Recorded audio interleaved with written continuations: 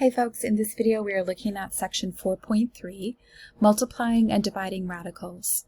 Specifically, we're looking at example 6a, and we're reviewing property 5, rationalizing the denominator.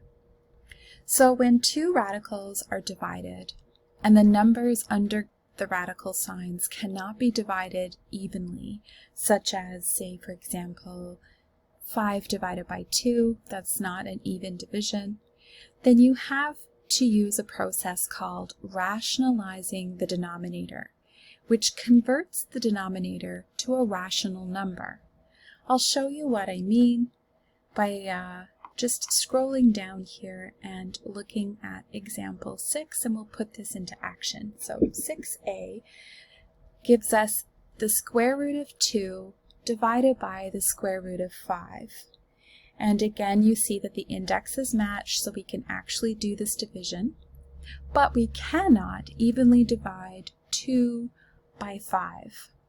So we rationalize the denominator by multiplying the numerator and the denominator by the radical in the denominator. So what I mean is that we are going to multiply this by whatever the radical is in the denominator. In this case, it is the square root of 5. And we're going to multiply that by the numerator. So we're going to write the square root of 5 with the numerator, and we're also going to multiply the denominator by the square root of 5.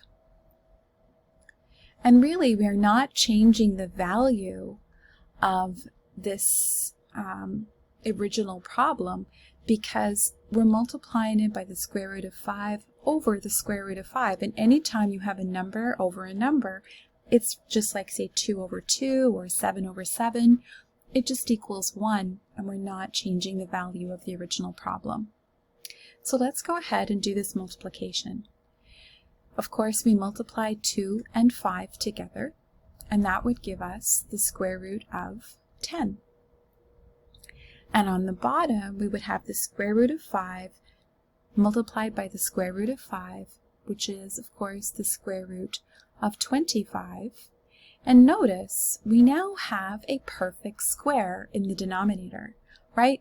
5 times 5 is 25, and because we use two factors that are the same to get 25, that tells us 25 is a perfect square, and we can easily take its square root.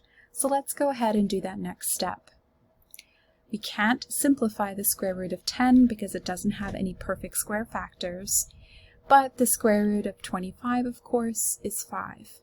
So now we no longer have a radical in the denominator, which is exactly what we wanted. And we're done.